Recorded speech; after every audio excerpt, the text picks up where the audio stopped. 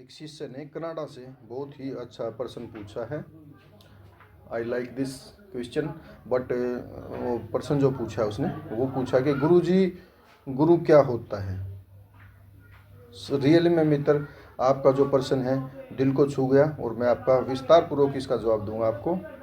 मेरी समझ में जो मैंने जाना है वो बता सकता हूँ, क्योंकि बताना चाहिए वही जो आपने क्रिया की है और उस क्रिया से जो आपने देखा है, जो महसूस किया है, वही बताना चाहिए। पागल नहीं बनाना चाहिए किसी को भी, क्योंकि पागल बनाने के लिए तो लोग बहुत सारे बैठे हैं। वो कहते हैं ना, लोभी गुरु स्वार्थी चेला, दोनों नरक में ठेलम ठेला। ठीक है, और जो इंसान है वो बनाया गया है बंदगी का, नहीं तो है थैला गंदगी का।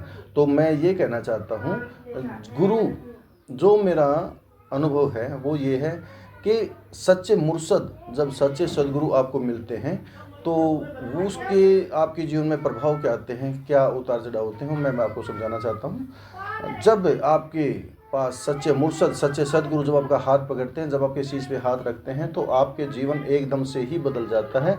धीरे धीरे सब कुछ, हर चीज़ में बदलाव आ जाता है। आचार विचार, खाना पीना, बोल चाल, उठ बैठ, सती संगत, सब कुछ में फ़र्क आ जाता है। ये बात सच्चाई है।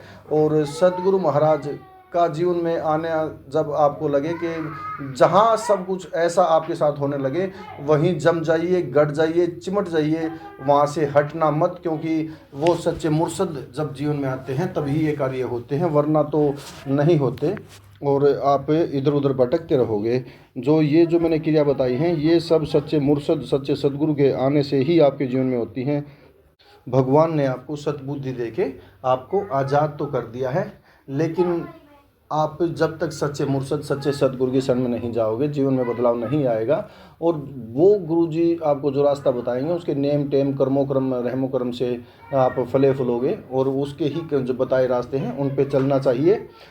और आपको सद्बुद्धि देकर जो भगवान ने आज़ाद किया है, उसका नाजायज़ फ़ायदा ना उठा के सिर्फ उसको पॉजिटिविटी में लेके आइए। अपने गुरु फिर उसके बाद स्वयं बनिए, क्योंकि 24 घंटे आप अपने ऊपर नज़र रख सकते हो। गुरु कब कब आएगा आपके ऊपर नज़र रखने के लिए?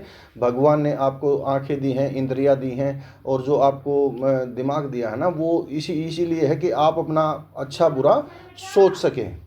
और सद्बुद्धि जो है तभी काम करती है जब सतगुरु महाराज, सच्चे मुर्शद, सच्चे साईं, सच्चे सदगुरु आपकी सर पे हाथ रखते हैं, तो आपके जीवन में बहुत परिवर्तन आ जाता है, बहुत परिवर्तन आ जाता है। ये सच्चाई है, क्योंकि मेरा अनुभव है ये।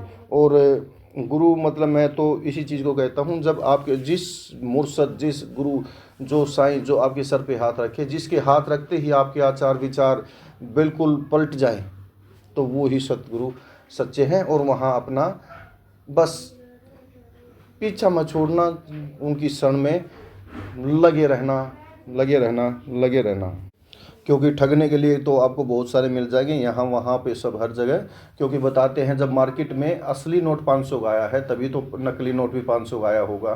क्योंकि कहीं ना कहीं सच्चाई है, तभी तो झूठ भी चलती है, समझे। और जैसे 500 का असली आया तो 500 का नकली भी आया, 450 का नकली क्यों नहीं आया? क्योंकि अभी तक मार्केट में 450 का नोट असली आया ही नहीं है। ठीक है, जो है ना, जो एक्चुअल सच्चाई है वो तो ही झूठ आती है बराबर में, समझिए।